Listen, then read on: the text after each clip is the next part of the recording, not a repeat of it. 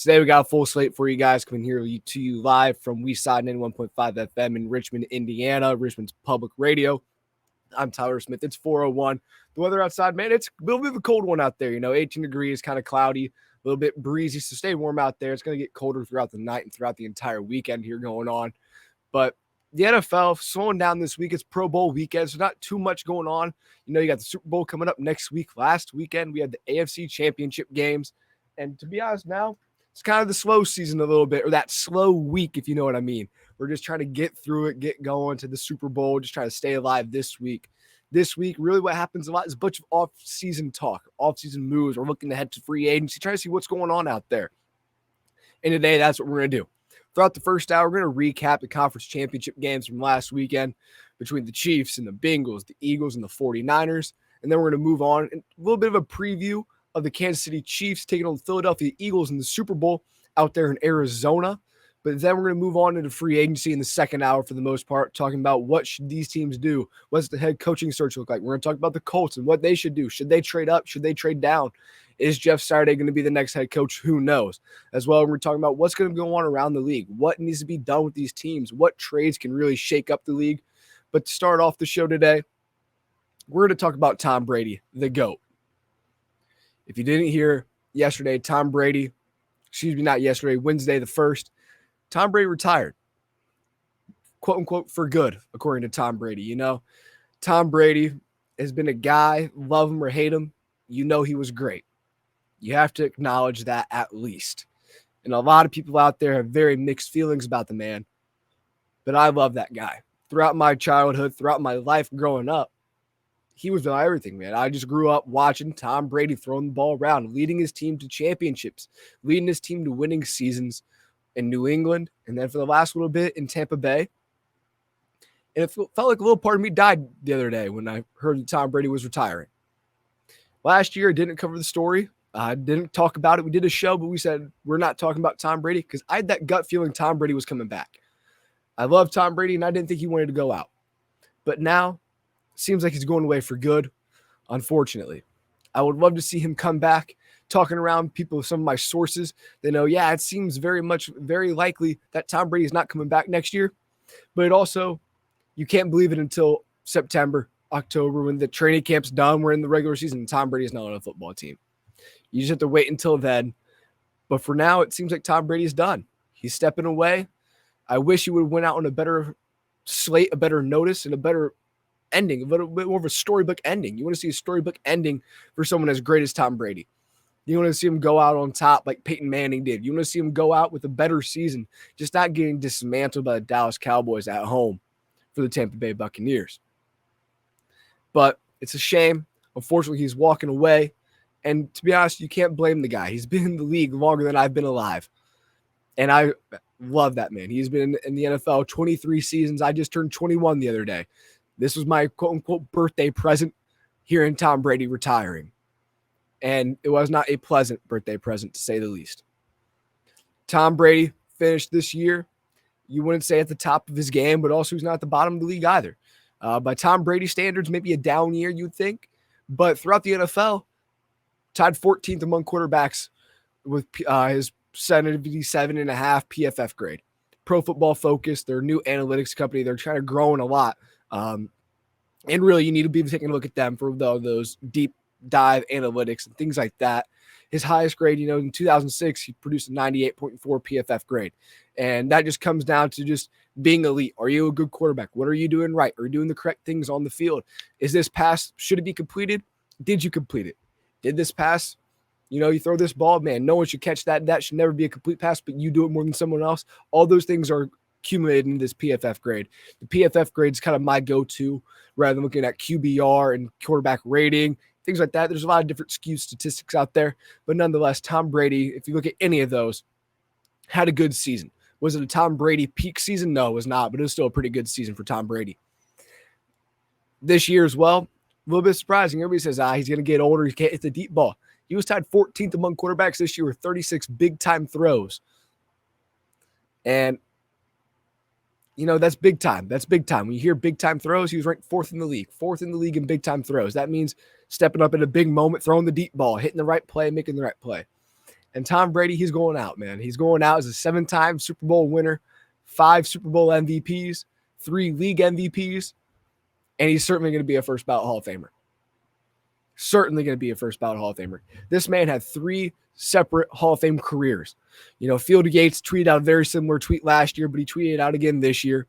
And I'm going to read it off for you here. Tom Brady in his 20s, 21,564 passing yards, 147 passing touchdowns, and 3 Super Bowl wins. That is a quarterback going in the Hall of Fame just in his 20s. That is a quarterback Hall of Fame resume. 3 Super Bowl wins, 147 passing touchdowns, 21,000 plus passing yards. It's absurd. That's going into the Hall of Fame. And then you have to account for as well, when Tom Brady was younger, he did that QB sneak a whole lot more. I'm sure he has a handful of rushing touchdowns mixed in there as well. Tom Brady in his 30s, 40,000 passing yards, 309 passing touchdowns, and 2 Super Bowl wins. It's pretty remarkable. That is another Hall of Fame resume.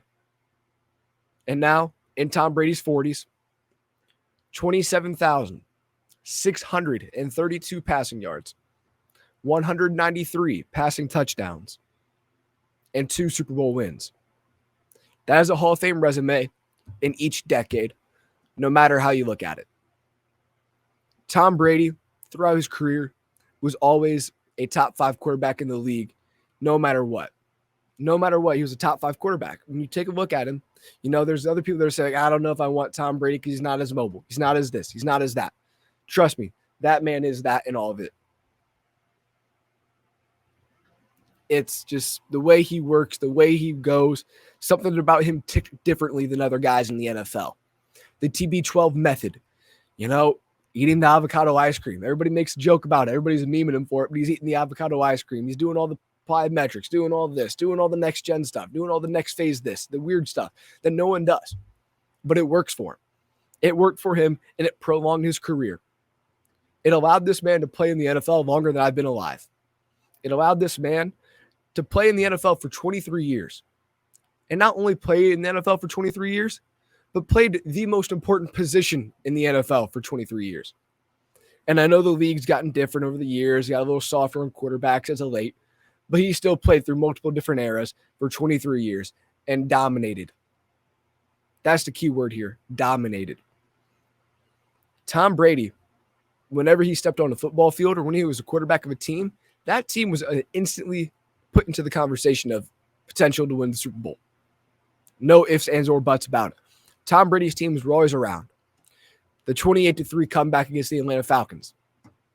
I remember myself, a couple years ago, back at home, a kid, high school, junior high, watching that game. House full of family and friends watching this game. And I remember my old man coming up to me. He's like, hey, what do you think? What's going on here? He said, are they done? And I was kind of just shrugged. And I was like, well, it's Tom Brady. Can't count him out. He's got a chance, and I bet he'll do it. That was also me being a little young, naive kid, an absolute Tom Brady fan, Tom Brady stan, just like I want the guy to succeed, and I'll do it blindly. But if that was any other quarterback, we all would have been like, no way, not happening. But Tom Brady did that. Tom Brady did that. And what's wild about Tom Brady as well, he wasn't driven by just wanting to be the greatest football player of all time. Julian Edelman said it recently in an interview when talking about Tom Brady. Julian Edelman, he remembers going, I believe, their 3rd Super Bowl ring. He's like, hey, let's get one more than so-and-so, so you can be like the all-time winning Super Bowl quarterback. I believe it was Joe Montana. And Tom Brady replied with an expletive that I can't say, but it's 4-letter word, sounds like fire truck, and ended up saying, no, I'm going after Michael Jordan. He wants 5. He wants 6 rings. He wants to be the best, and he got that 7th ring. Tom Brady arguably has solidified himself as arguably one of the greatest athletes of all time, not even just in football. That's why everyone calls him the GOAT. He He is arguably better than every single other athlete in the world. And he did it for 23 years. And he did it with the most improbable storyline as well. Pick 199, if I remember correctly. Counted out. Wasn't a starting quarterback as a freshman at the University of Michigan. Had to win the job and work his way up. Tom Brady, legitimately, it's circling around circles now, coming out on LinkedIn and some of these other places. Tom Brady made a resume. He had a resume put together when he was applying for jobs during the NFL Combine season because he didn't think he was going to get drafted or he didn't think he was going to last in the NFL. Because that was the real truth there. There's a realistic possibility that Tom Brady never made it to the NFL or was just a 1 or 2 year quarterback who gets cut and then has to go work as a businessman, an insurance agent, whatever that is, has to pick up a different profession. He turned that improbable storyline into the greatest career of all time. It's absurd. The man, this entire season, is going around and not even just this season, but even throughout the years past, playing against people who grew up watching him, who grew up as like, oh, that's my favorite player in the NFL. And now I'm going against that man. I'm on the same field as him. It's a daunting task. We think some of the craziest events out there, Ken Griffey Jr. playing with his dad, Ken Griffey Sr., or LeBron trying to stay in the league, which he will, to play with Bronny. The biggest kicker there is, will Bronny make the league? And I'm sure he will. But we think about those as some of the greatest sporting feats of all time. Tom Brady played in the NFL for 23 years. And there's a stat that came out with the amount of playoffs games Tom Brady played, it would account for like 2 or 3 more seasons in the NFL.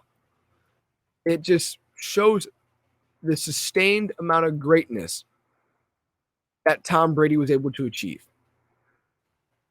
Tom Brady played in 48 playoff games throughout his entire career. So if you just think about the 16-game season, that's 3 more years of NFL. So that's 26 seasons, technically, if you think about it. 26 technical seasons of the NFL. If you want to get nitpicky, because we got the 17-game season now, 18-week season, cut 1 year off. But that man played for so long at a high level.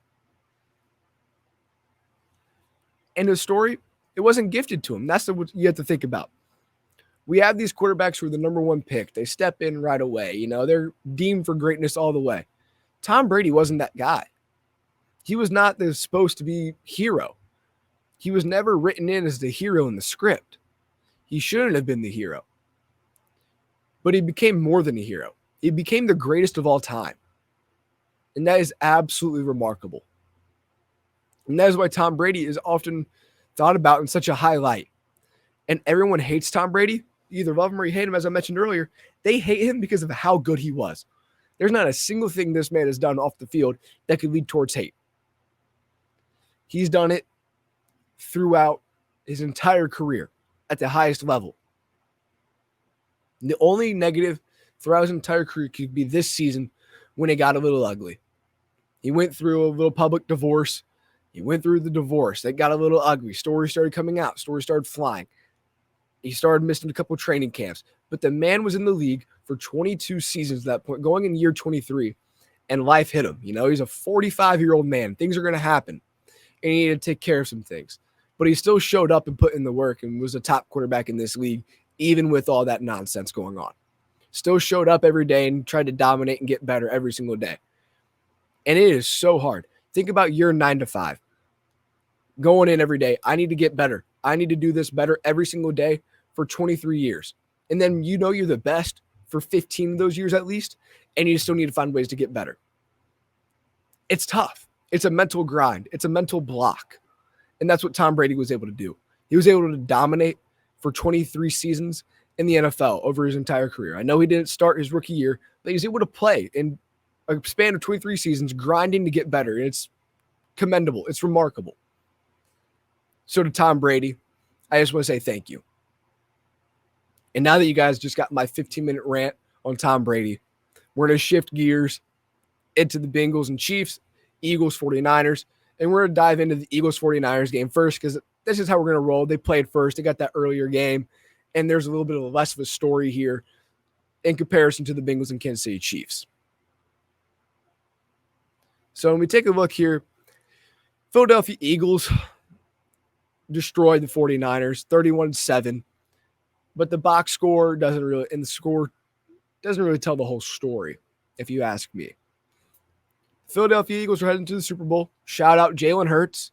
A guy played at Alabama, started as a freshman, SEC Player of the Year, and then gets benched halfway through a national title game.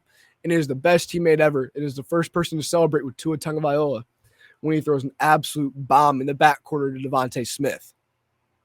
And then we swing gears, and you now have him at Oklahoma. He's in the Heisman conversation with Lincoln Riley. And then he becomes drafted, I believe it was in the second round. And the Eagles pick him up. Looks a little shaky as a rookie, but ends up stepping in the shoes and growing. And he's going to get paid this summer. But the storyline here, shout out to the Eagles for getting in, but the story is the San Francisco 49ers. That is such a horrible, horrible way to go out. The 49ers had the best defense in the NFL, looked dominant throughout the year without their starting quarterback, Trey Lance, without their backup quarterback, Jimmy Garoppolo. And then you have Mr. Irrelevant Brock Purdy step in, and he plays phenomenal. And then Brock Purdy in this game gets his elbow more or less snapped in a sense. UCL injury, massive UCL injury. And if you guys don't know what the UCL injury is, it's Tommy John surgery for the quarterback here. Early in this game, he's dropping back in the pocket about to throw, and the Eagles defensive end comes through and just gets his elbow and just stretches it back. It's a fumble. Eagles get the ball, but he destroys his elbow. Then Josh Johnson comes in. Josh Johnson has played in every single football league in America, it seems. Just a guy who's grinding. He gets cut. He gets a new team. He's just a football guy. And he gets his opportunity in the playoffs with the 49ers. And you have to think, wow, what a story. This is going to be his time with the 49ers team. He could go to the Super Bowl with this team. But instead, he gets a concussion. And now we're left with a scenario. Do you put Brock Purdy back in the game? Or do you put a position player at quarterback? Because the 49ers have 0 quarterbacks left on their roster healthy. Jimmy Garoppolo was going to be questionable for next weekend if the 49ers made it to the Super Bowl, so he wasn't available. Trey Lance, season-ending injury. So Brock Purdy or Christian McCaffrey. The 49ers opt to put McCaffrey in at Wildcat quarterback, and he even throws a pass. It's not completed. It was a little ugly. What do you expect? The guy's a running back. And he tried to put the team on his back and keep him in. He 15 carries, 84 rushing yards. And then 57 of those rushing yards after contact, got a touchdown, and he even played quarterback. But then the 49ers put Brock Purdy back in the game to play quarterback, but he couldn't throw. The guy could not throw with his arm. So he ended up just having to run the ball every play and hand it off to somebody. So the 49ers just had to get creative and hope for the best, and it just wasn't going their way. It wasn't going to happen. So this game was a little underwhelming in a sense. Because you got to think, you want to see these guys play. You want to see the best of the best in the NFC Championship game leading up to the Super Bowl. You want to see best on best and good on good. But unfortunately, we didn't get that in this game. The Eagles were able to dominate. Brock Purdy only threw 4 passes in this one, 23 yards. Josh Johnson, 7 of 13, 74 yards. And then McCaffrey just tried to put his team on the back, 15 carries, 84 yards, and a touchdown.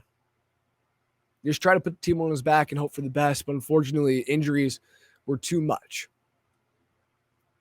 A reporter even went to the extreme of asking George Kittle, hey, how does it lose knowing you didn't have a quarterback?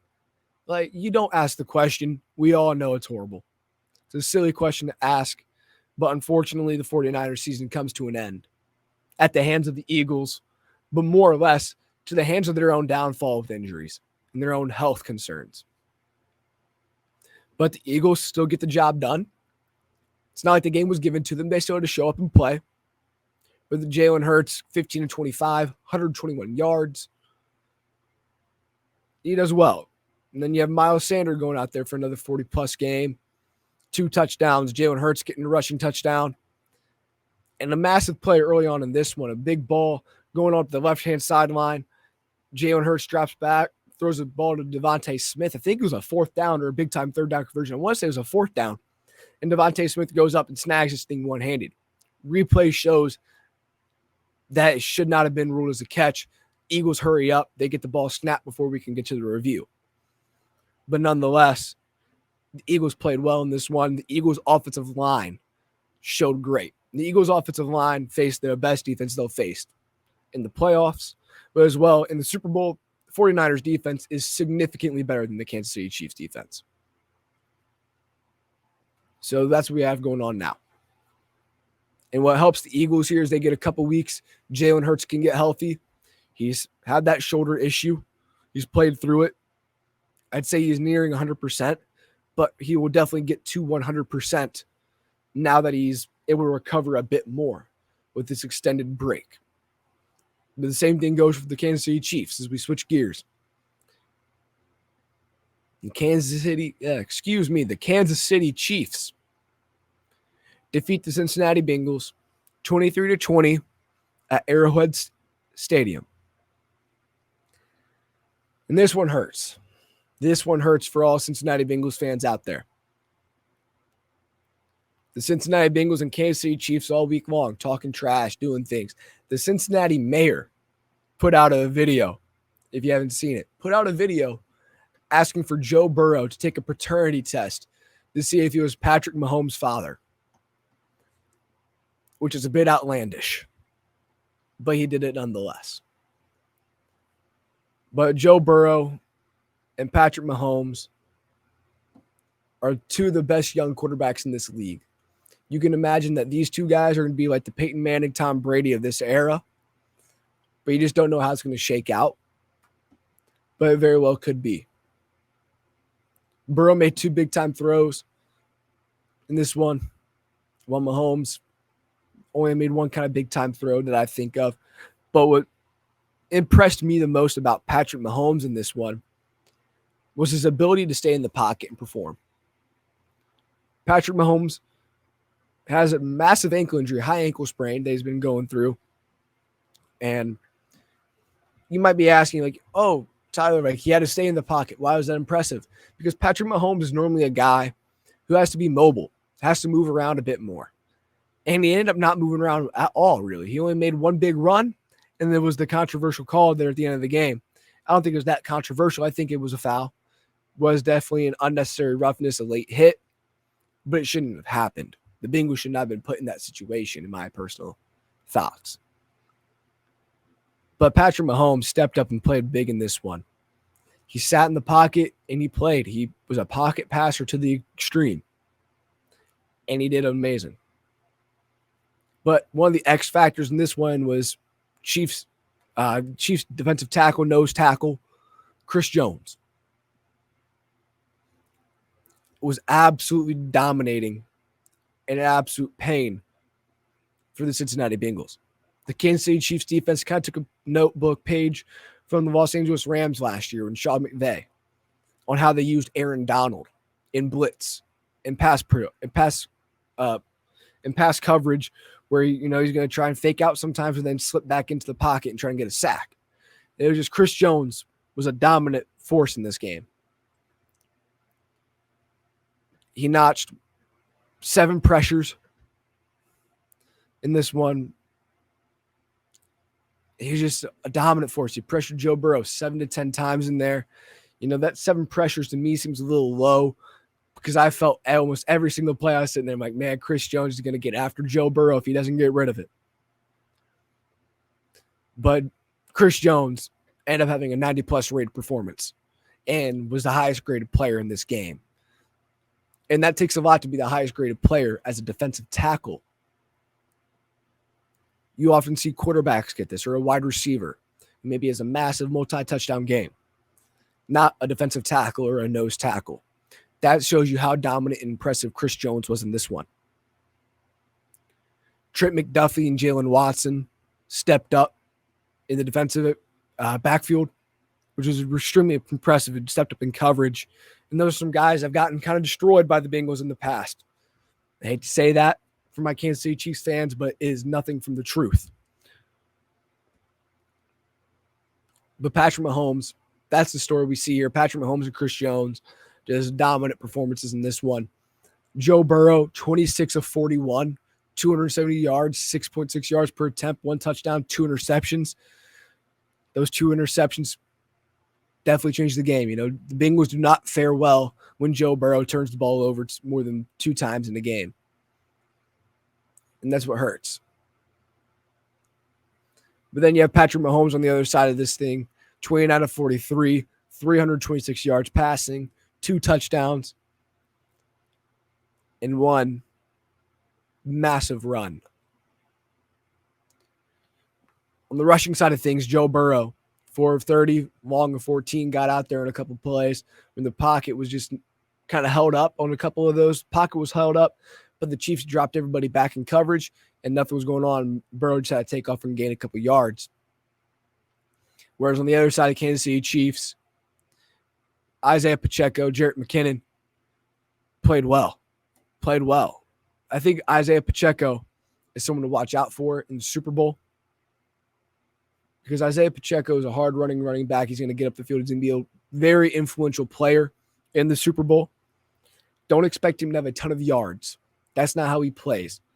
He only had 26 yards in this one. But I think Pacheco is going to be crucial on some of the short yardage situations. And that's where I think he's going to come into play a lot.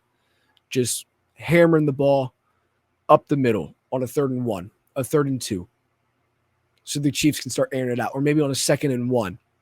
Things like that. Short yardage situations when the Kansas City Chiefs need to run the ball. He's going to be a dominant force. But he's going to have to step up to the test and step up to the challenge and the task against that stifling Eagles defense.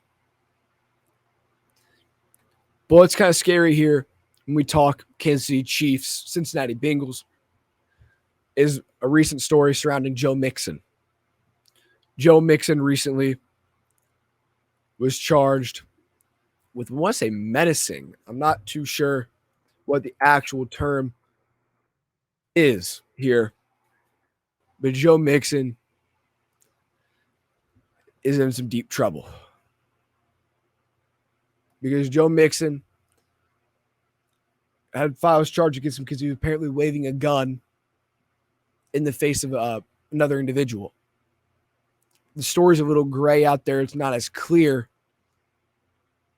but it's not sure what's kind of going on here. So it's just not a good look for the Cincinnati Bengals. Just not a good look. And all this is alleged at the moment, so don't be taking this as fact, but this is what's coming out from a lot of insiders around the NFL, a lot of reporters and a lot of journalists throughout the Cincinnati area who do a lot of legal trouble stories. And this is one that's been picked up by a lot of people. Obviously, we hope for the right thing to happen to this. We hope no one was hurt. We hope everybody's okay. And we hope the right side of this thing kind of comes out on top. But it's definitely something to keep an eye out, especially as the Bengals are looking at the offseason here. Joe Mixon could be someone who gets cut based on if the salary cap number or gets traded. So this is obviously something for the Cincinnati Bengals to take a deep dive and think about throughout the offseason in the coming weeks, because you don't want to have people who are distractions like this on your team sometimes, especially if it's as bad as what some people are making it out to be, allegedly. Now we're going to kind of slide gears over as we hit 4:30 p.m. on this beautiful Friday. We're going to be talking Super Bowl 57. We're talking about the matchup, Chiefs-Eagles. An interesting note, Kansas City Chiefs are going to be wearing white, and the Eagles are going to be wearing their green. And of late and historically, the teams who wear white jerseys or the lighter colored jersey in the Super Bowl have a significantly higher winning percentage. But to note, the last time the Eagles did win the Super Bowl, they were wearing their green jerseys, the Philly Special, Nick Foles. Carson Wentz was hurt, so Nick Foles steps in and gets the job done. So the Eagles might be superstitious themselves, but the stats out there, I'm not sure how that's going to affect the game. It's one of those silly stats, as we mentioned, how we're just looking for a stat to be a stat. It's definitely one of those, but definitely something to keep your eye out and just food for thought more than anything. But the Philadelphia Eagles and Kansas City Chiefs probably give us one of the top matchups, you have to say. I would have been happy with Bengals, Eagles, Bengals 49ers, or Chiefs 49ers, things like that. But with the injuries that happened with the 49ers, if they end up coming out on top, would have been kind of a sad game to watch because you just would have had the fifth-string quarterback almost, fifth-string quarterbacks playing for the 49ers. And it just would have not been the best game ever. So as an NFL fan, I can appreciate this game, but I do wish my Cincinnati Bengals were in this game, though, nonetheless. But the Super Bowl 57 is going to be a good one. The quarterbacks, as we mentioned earlier, Joe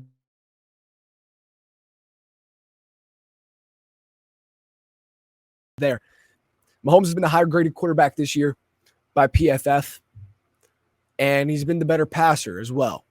But you have to remember, Jalen Hurts is the much better rusher of the two. Patrick Mahomes is a little bit more turnover prone than Jalen Hurts, so that could come into play in this one, as the Eagles' defense is quite dominant.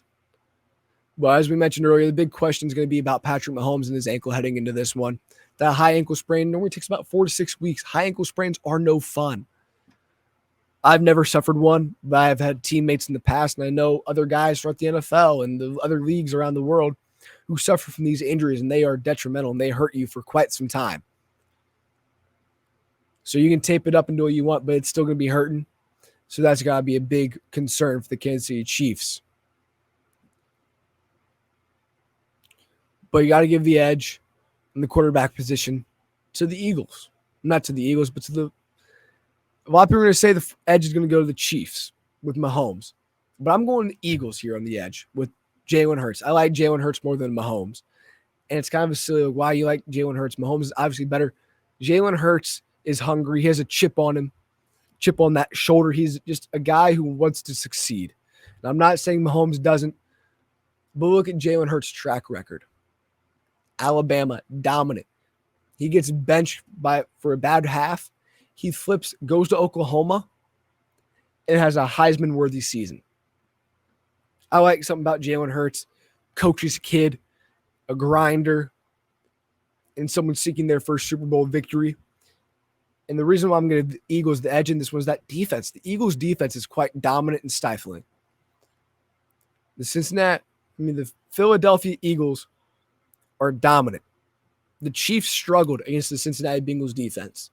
And I'm telling you, the Eagles defense is significantly better than the Cincinnati Bengals defense.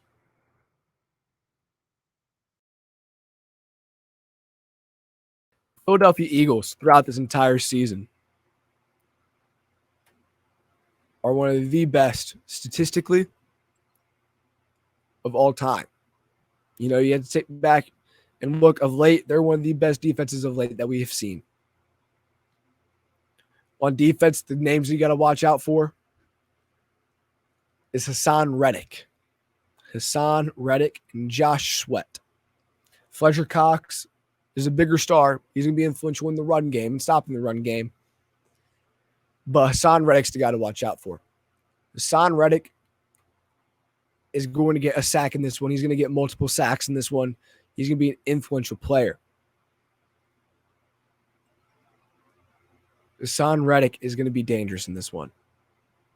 He's one of those players that you just need to know about, something you need to watch for, because he's unreal. Just the way he's been playing, he was influential and dominant in the game against the 49ers. And if I remember correctly, he's the one who had the sack on Brock Purdy that ended up injuring him. Obviously, I'm not saying that Hassan Reddick went out of the way to injure Brock Purdy by any means, but he was influential in that game by rushing the passer quite consistently. Versus the 49ers, he had 2 sacks and 1 forced fumble. The game before that versus the Giants in the playoffs, 1.5 sacks. He's just a guy who's going to be mixing it up. In their 2 playoff games, 8 tackles, 3.5 sacks in 2 games. He's someone that the Kansas City Chiefs must worry about significantly in this one. And then you also have to remember the Eagles have 2 great corners. Darius Slay is an absolute stud in this league. Darius Slay is going to have a field day. I think he's going to be influential. He's going to take the number 1 receiver of the Kansas City Chiefs wherever they go. And to be honest, I think Darius Slay is better than all the weapons that the Chiefs have. The most influential weapon that they have is going to be Travis Kelce. But I think Darius Slay is efficient enough and good enough to take away a receiver, take away a side of the field even almost. And then you have to remember that the Eagles have C.J. Gardner-Johnson in the slot. He's a nickel corner. He's played a little bit of sub linebacker. He's a guy who's going to mix it up in this one. They got him in a trade from the Saints. And honestly, looking back at it, the Saints got robbed. The Saints gave him away for nothing. The Saints truly gave him away for nothing. And that's just on the defensive side of things. It's going to be something to watch out for. And you have James Bradberry as well. A name that most of you guys won't know. He's not a big flashy player, not a guy who's a household name by any means. But James Bradberry is an elite number 2 corner.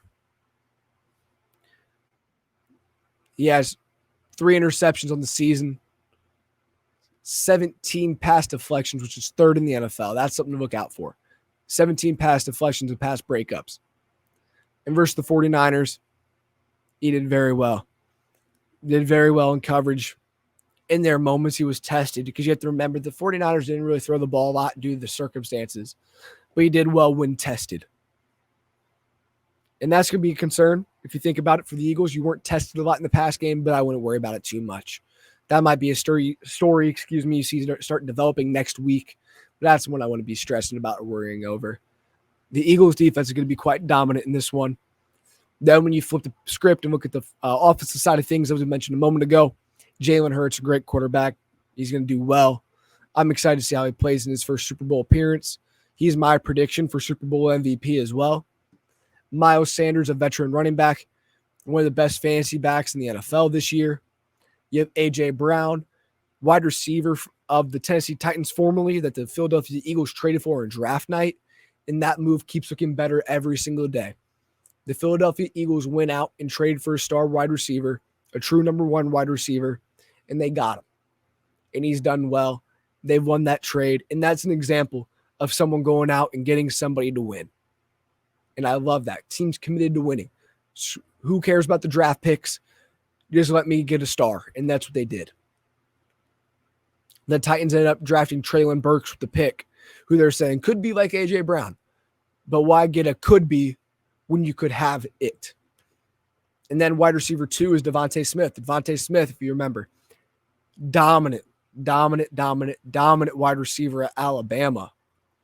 Devontae Smith was influential in their championship run, the national championship run at Alabama. He was just something fun to watch, the way they use him. And Devontae Smith won the Heisman as well. And I know we're not talking college football, but winning the Heisman as a wide receiver is quite the tall task, especially here in the modern era. And then you'll get the tight end, Dallas Goedert. Most of you guys won't know him, but he's definitely a top 10 tight end in this league. Dallas Goedert, a good vertical threat, a good run blocking personnel tight end as well. When you add him to arguably the best offensive line in the NFL, if you're going to say if it's not the best, you're talking the 49ers, it's probably the best offensive line. But this is 1A, 1B in my personal opinion. And I got the Eagles as 1A. The Philadelphia Eagles are coming into this one with the better defense, the better offensive line significantly, and the better defense significantly. They're a little bit behind in the quarterback department to the average viewer. But in my personal opinion, Jalen Hurts is close enough to Patrick Mahomes at the moment. Then you think about what he has surrounding him. I think the Jalen Hurts-led Philadelphia Eagles are going to win the Super Bowl. I really do. And I'm not saying that because I'm a Kansas City Chiefs hater. I think the Kansas City Chiefs are a fine football team. But I really think that the Philadelphia Eagles are going to win this one. You have Patrick Mahomes at quarterback for the Chiefs, obviously, as most of you guys know. But it's just a team that I just don't think has a good enough defense. The Kansas City Chiefs are going to make this game a shootout to have a shot. But I think the Eagles defense is going to get enough stops to keep their offense in this one. And I think the Eagles are going to do a good job of running the ball and just draining the clock, keeping the ball away from Patrick Mahomes and his Kansas City Chiefs-led offense. Because you got to think of the Super Bowl not only is about matchups, it's about game plan and strategy. And I think the Philadelphia Eagles are going to do a fine job of running the ball and taking it away from the Kansas City Chiefs and keeping it away from the Kansas City Chiefs. I bet Mahomes turns it over at least one time, and it's going to punish him for it. Because the Eagles are going to get ahead, and then they're going to run the ball. They're just going to run the ball the whole time and just drain the clock. They like playing from ahead. They like to get ahead with the pass and then run the ball to keep it away from you. And that's what they're going to do. And they're not only a team that can run the ball and keep it away from you, but they're a team that can run the ball and score while keeping it away from you. A lot of teams look to run the ball to keep it away, but they don't score. They don't convert. The Eagles convert. The Eagles score. And that's going to be a big difference. For the Chiefs, you must hope that Patrick Mahomes is as close to 100% as possible. And Travis Kelce has the greatest tight end performance in a Super Bowl that we have ever seen. That's the only way they win it in this one, in my personal thoughts. Travis Kelce, I'm not saying he can't do it, but it's a tall ask for anyone to have a game like that. He's capable of it. That's why we have to ask him of it, but it's not an easy ask. And then you shift sides to the Kansas City defense. Kansas City defense. If you want your team to win, it's going to start with the front four. But most importantly, Chris Jones and Frank Clark. Chris Jones needs to have an Aaron Donald-esque performance again. He needs to dominate the game like he did to the Bengals offensive line. But the challenge here, he's not facing a ragtag offensive line anymore. He's facing the best offensive line in football in the Philadelphia Eagles. And that's what's going to come down to. Can Chris Jones get enough pressure on Jalen Hurts? And then the other part two of this is, can the edge rushers of the Kansas City Chiefs stay disciplined enough to not allow Jalen Hurts to escape the pocket? A big thing here is you can't, go too deep in the pass rush. You got to stay even. Because when you drop beneath the quarterback, it allows the quarterback to get out of the pocket and run. So you got to stay even with him. You got to attack him vertical and got to attack horizontal. You don't want to go too far behind Jalen Hurts because then he gets to slip out. You want to stay even with him while collapsing the pocket and kind of shrinking the pocket the whole way and not allow him to escape. What hurts these pocket passers in this league is when the pocket, they go down their ends, get deep, and then surround them. But what allows the mobile quarterbacks, these younger quarterbacks, to succeed is when teams do that because it creates lanes and alleyways for them to sneak out of. So the Chiefs' defensive line needs to keep forcing the Eagles backwards, that offensive line backwards, until they pin Jalen Hurts in and eliminate those alleyways, and they must stay disciplined and stay in their gaps. They need to be gap sound. They need to be fundamentally sound. You hear that a lot. It's a lot of coach speak. But that's really the true case here. We need to stay fundamentally sound as the Kansas City Chiefs. You need to stay fundamentally sound. You need to win your one-on-one matchups and get after the quarterback. Simple enough. It sounds simple enough task, but it's not a hard one. If you do your job and execute, you'll do well. But it's very hard to keep it simple sometimes. And that's where it's going to come into. But as I said a moment ago, it is my prediction that the 14-3 Kansas City Chiefs fall to the 14-3 Philadelphia Eagles. I think the Philadelphia Eagles are going to win this one. I had the opportunity to watch this Philadelphia Eagles team live and in person when they took on the Colts.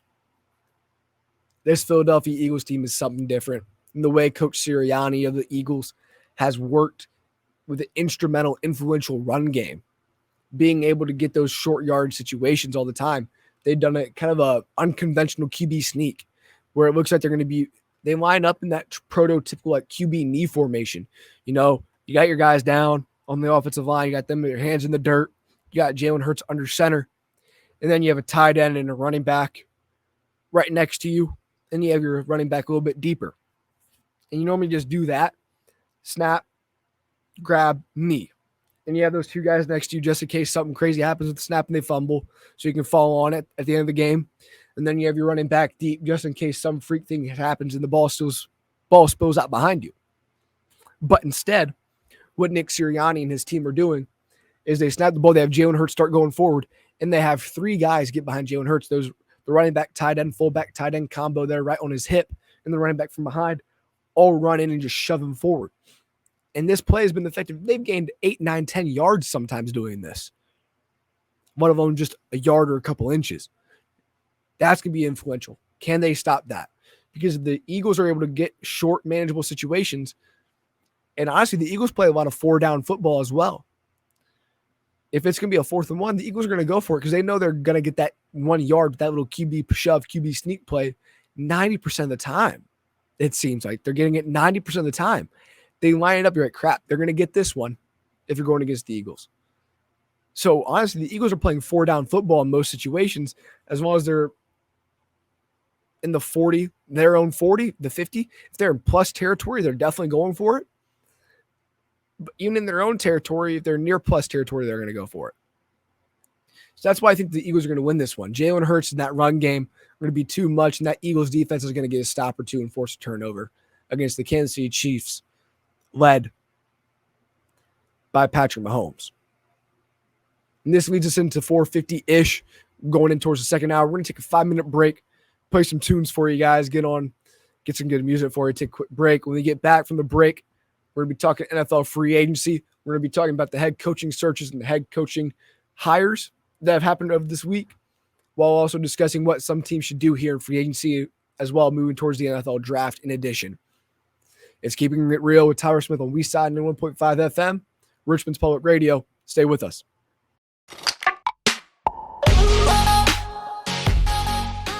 Moving on here into the second hour. It is now 5 o'clock Eastern here in Richmond, Indiana. Still 19 degrees outside, mostly cloudy, a little bit chilly out there, a bit windy as well. If you're walking outside tonight, definitely going to need that coat. Try and stay warm out there. It's going to be a brisk, cold night as well. It's going to be a pretty cold weekend as well. But in this second hour, we're going to do quite a few different things here. We're going to be talking the NFL free agency and the NFL offseason. We're going to be exploring teams from all over the league. We'll also focus on some of the more local teams, such as the Cincinnati Bengals and the Indianapolis Colts. The Indianapolis Colts are a team of quite controversy and concern and question marks right now. Jim Irsay and the Indianapolis Colts. Jim Irsay, the owner of the Indianapolis Colts, if you're not aware, and the GM, Chris Ballard, are going through an intricate and interesting NFL head coaching interview process and coaching search. They have interviewed several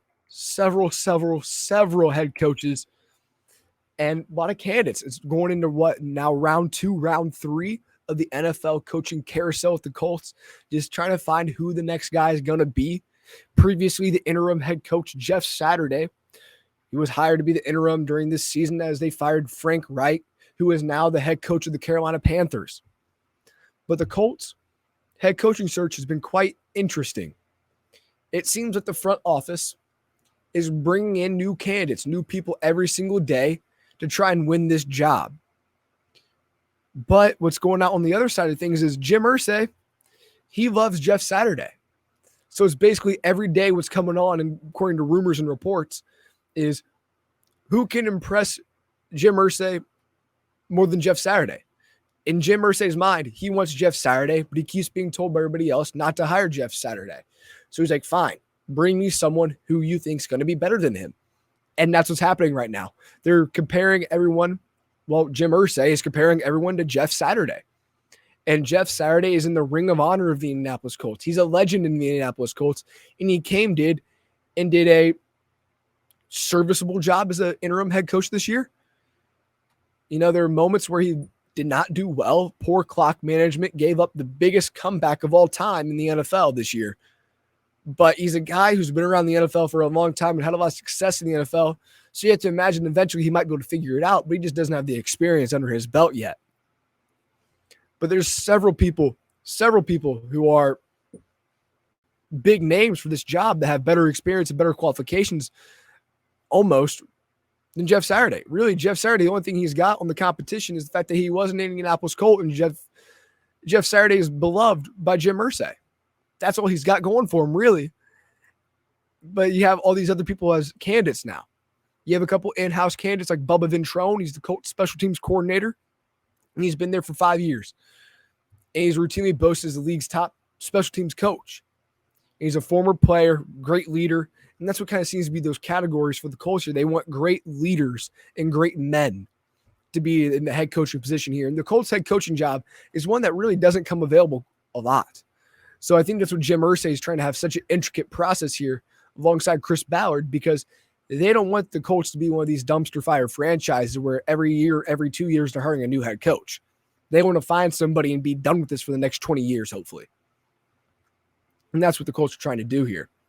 And really, this could be Chris Ballard, the GM, his last go-round.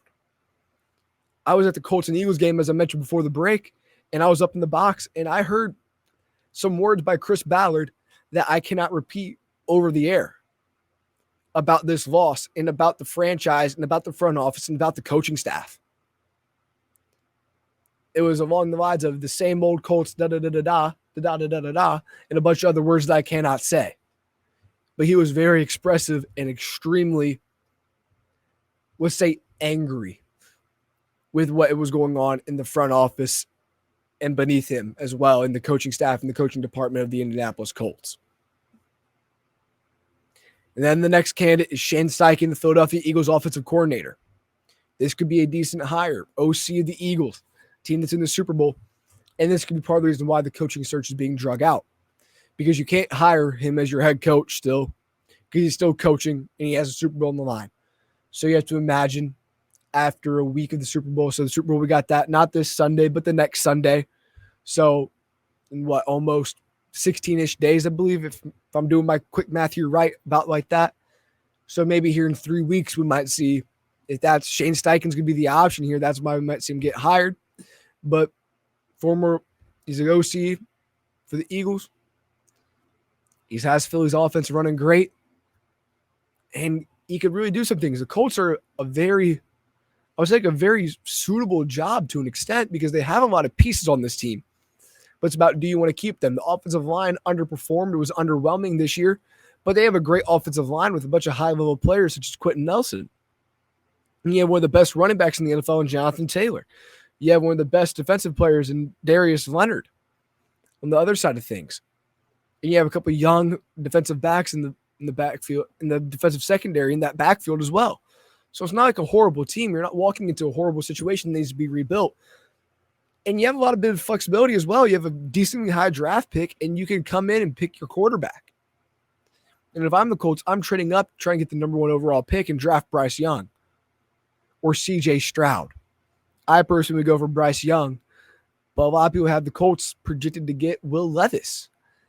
And I think the Colts cannot draft Will Levis. I don't think Will Levis is going to be a great NFL prospect, in my personal opinion. I'd rather go with someone like a Bryce Young or a CJ Stroud, where a lot of people are on the same terms, like, yeah, they're going to be good. The only thing worrisome about Bryce Young is his height, but I'm not a guy who's worried about height all the time. If you can play ball, you can play ball. But CJ Stroud's your prototypical quarterback that you want to see as well.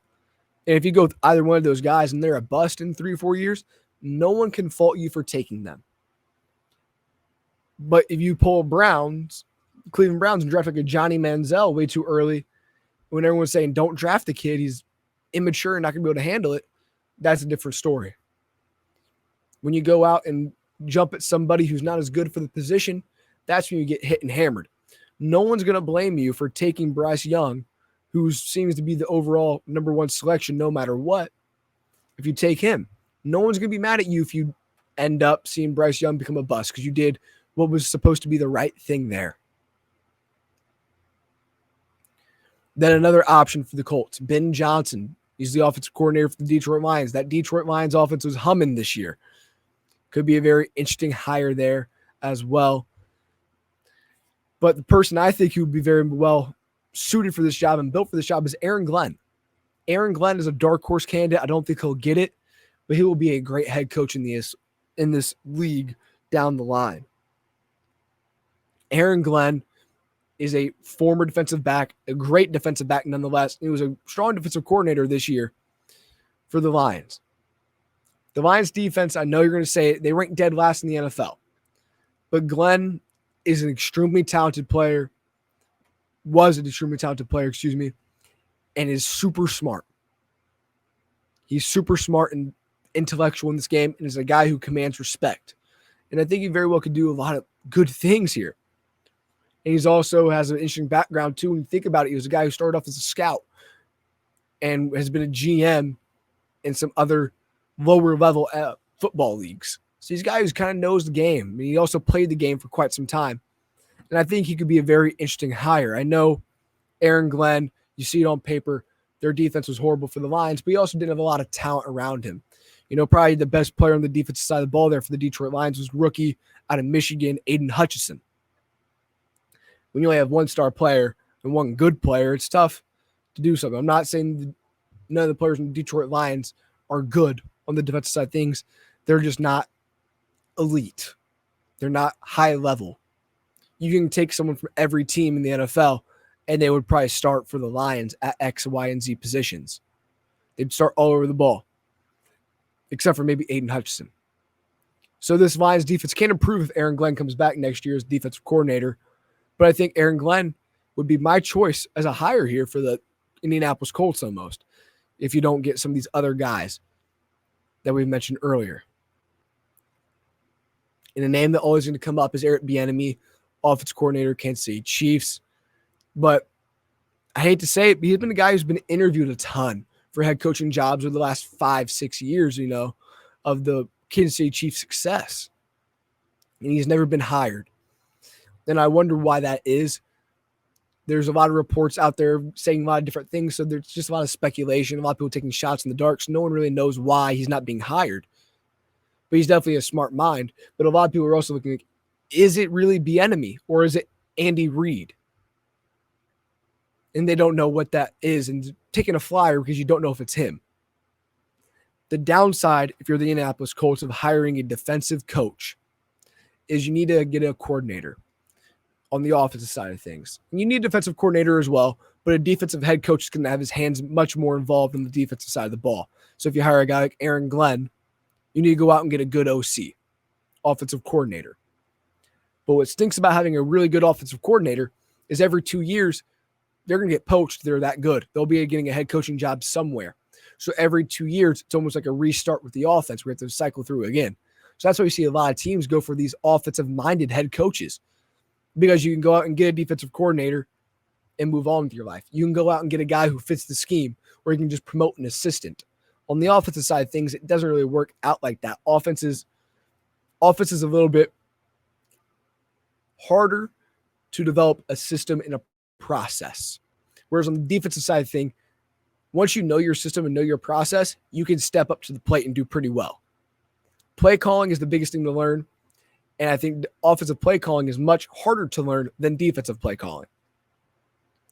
And that's why you're going to see the Colts, in my opinion, go for an offensive-minded head coach.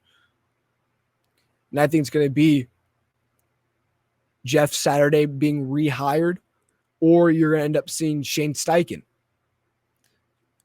If I give my top four, I'd go Jeff Saturday is most likely to get the job. Then you have Shane Steichen at number 2. Then you have Bubba Ventrone at number 3.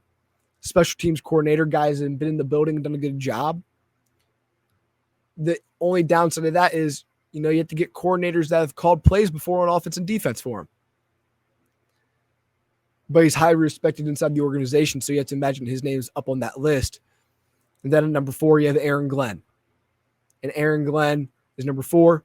And then his counterpart for the Detroit Lions on the offensive side of things, Ben Johnson's probably number 5. But the Indianapolis Colts, in my personal opinion, need to make a massive move. I mean a massive move this offseason to trade up and draft an elite quarterback in a guy named C.J. Stroud and or Bryce Young. That's what really needs to happen here. But as we move on, here's some trades that we need to watch out for this offseason. A big name is Aaron Rodgers. For better or for worse, you hear Aaron Rodgers' name in the media quite a bit. But Aaron Rodgers is an elite, talented quarterback, arguably one of the best talented quarterbacks in the league in all of NFL history. You know, he has his off the field issues, off the field antics and whatnot sometimes that a lot of people are going to blame him for. But I'm not a big Aaron Rodgers hater. I like Aaron Rodgers a bit, you know? And Aaron Rodgers is nonetheless a talented football player. And a recent hire for the New York Jets, they got an offensive coordinator by the name of Nathaniel Hackett. Nathaniel Hackett was previously the head coach of the Denver Broncos. He got fired, but what's coming out a lot in league circles now is he was fired not because of his poor coaching, but more of Russell Wilson was just so bad, and they just need to save face and just try and get a fresh start. You know, Nathaniel Hackett's getting the axe, but it's not really his fault. So Aaron Rodgers, who was formerly OC before Matt LaFleur was the head coach, they had Nathaniel Hackett. Nathaniel Hackett was with him and Matt LaFleur, created what was called the gold zone, where, you know, short yards, third down area, red zone area, that they would succeed. So that's a man that is very familiar with Aaron Rodgers, and Aaron Rodgers is very familiar with. The bigger question if you're in the New York Jets is Aaron Rodgers going to stick around a lot? And a lot of people are saying it's going to be up to Aaron Rodgers, you know, where he goes. But I think the bigger question is, do the Green Bay Packers want to move on yet?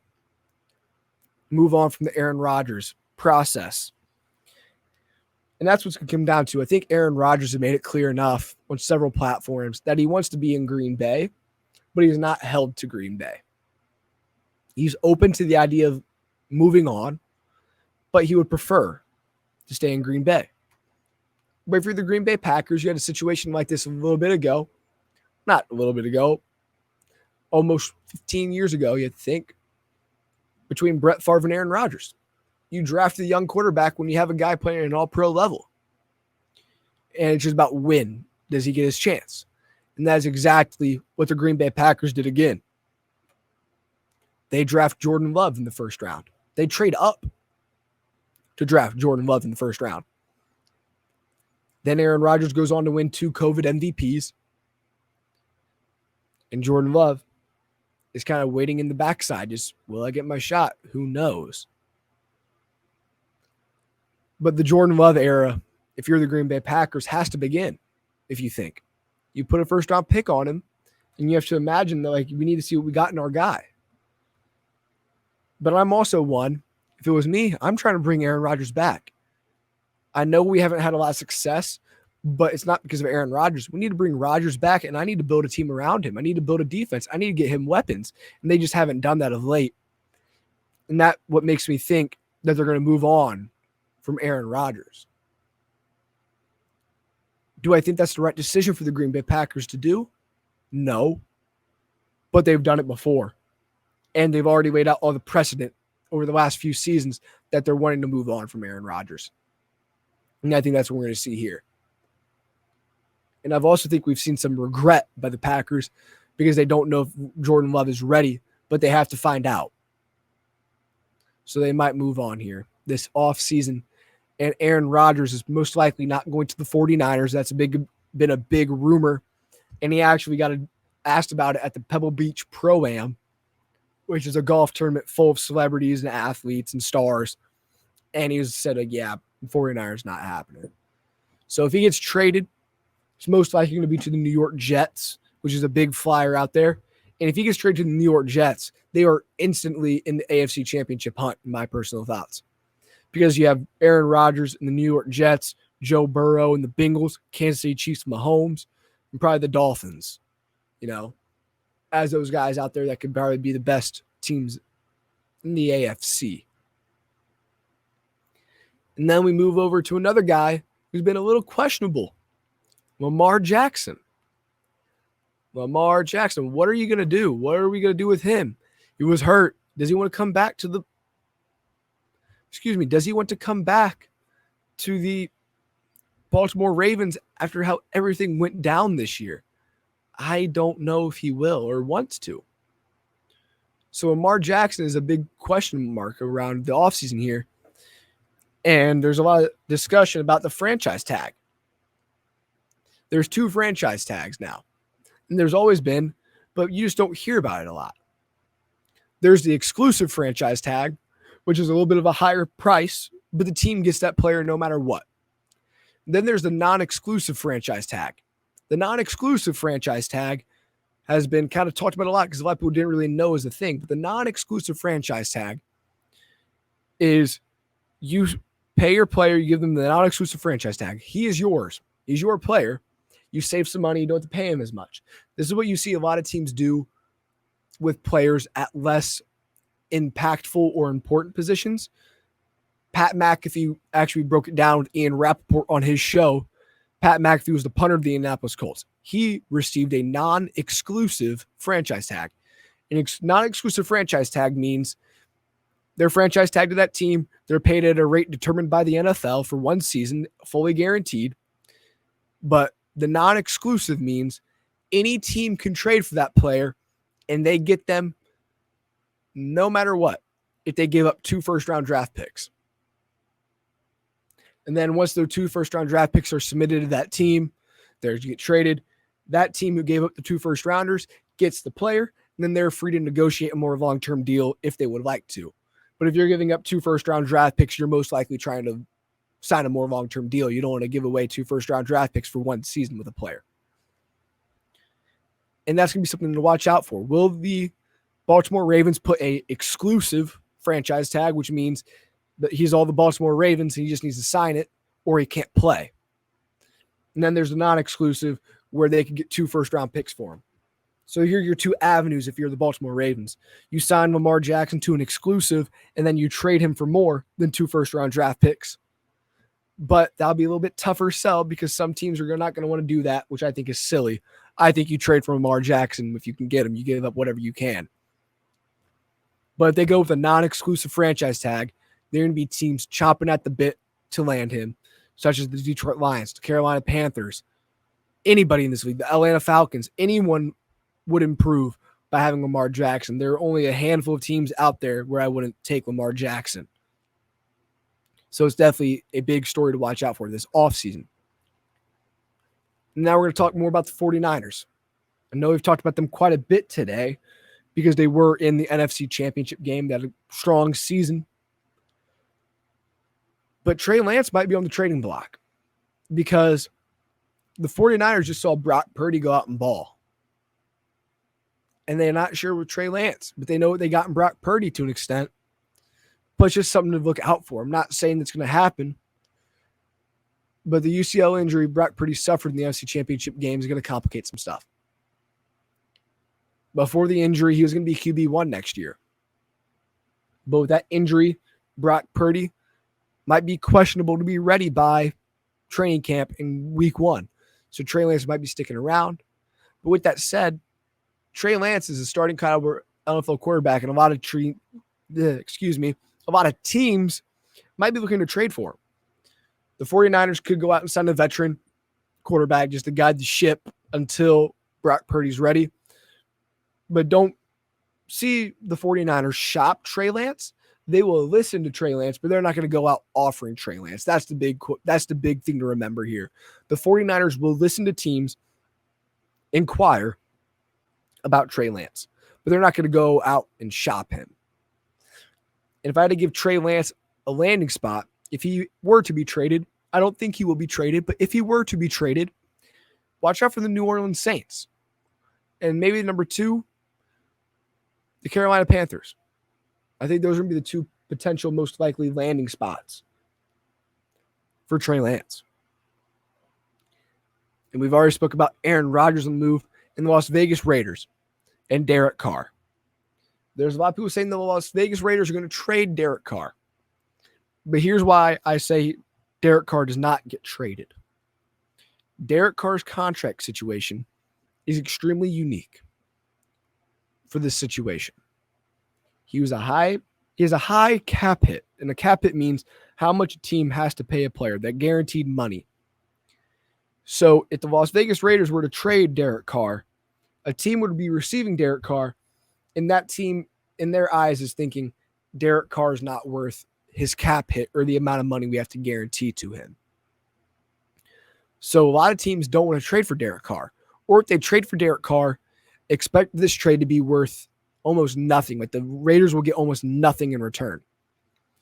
But what is the most likely option and most likely thing to happen in my thinking here, and talking with some of my sources I have around the league, just shooting out quick texts, emails, and just asking around and just listening to people. Derek Carr most likely will get cut by the Las Vegas Raiders before March 15th. He most likely will be cut and then signed right away by a new team at a better price. So Derek Carr is going to be on the move, but teams are going to want to get him, Derek Carr, at their price. And Derek Carr is a good quarterback in this league. And a kind of a sneaky, quiet one out there, Jalen Ramsey, cornerback of the Los Angeles Rams, might be on the move. The Los Angeles Rams might need to move them because the Los Angeles Rams are in a dangerous spot with their salary cap. They are strapped for money. They went out and they spent like crazy, and it paid out. It panned out. It worked. You got that Super Bowl ring, but they're sold to the devil in a sense. They gave up all their draft picks. They gave up all their money to get one ring. This year we saw it kind of collapse just due to injuries and not having enough depth around the field. So I think Jalen Ramsey is going to be moving on from the Los Angeles Rams and be finding a new team. I'm not sure where he will go, but expect the Rams to get a fair amount of draft compensation while also clearing their books. Jalen Ramsey, most likely, if I had to give him a couple landing spots, I'm not sure where, but a couple that do come to mind off the top of my head could be the Cincinnati Bengals, which would be shocking in a sense, but also extremely positive. The Bengals are going to have about $50 million in salary cap room. They can get rid of Eli Apple. So the Bengals could give away Eli Apple or one of their other younger corners that are pretty solid, and maybe a draft pick or two to land Jalen Ramsey. And then I'd just have to give him another landing spot. I'll give you two more landing spots for Jalen Ramsey. I would say the Minnesota Vikings or the Kansas City Chiefs. And here's why. The Minnesota Vikings in the NFC, they have an extremely talented offense. They did well this year, but their defense hurt them a lot. Their point differential was negative, even though they had an extremely positive record and were a high seed in the playoffs this year. Their defense hurt them, and their defense didn't allow them to succeed to what they expected or wanted to have. If you get Jalen Ramsey, you get one of the best cornerbacks in the league, in addition to a really good offense. Jalen Ramsey allows that team to improve significantly overnight, which is why I think that might be a move. And then the Kansas City Chiefs. You might be thinking, Tyler, why are the Kansas City Chiefs going to go out and make a move for Jalen Ramsey? They're in the Super Bowl right now. They have a chance to win. And here's why. There's no such thing as too much talent in the NFL. The Kansas City Chiefs have gotten destroyed by the Cincinnati Bengals of late. I know they just beat them last weekend, but the Bengals have proven their kryptonite. It's in their secondary. It's with these young corners that they have who are doing a good job. They're not playing bad, but they're just young corners, and they're not top 5. They're not top 10. They're not top 15. They're not top 25. They're barely top 32. You know, they're probably 26 to 40 range. There are two corners that they have.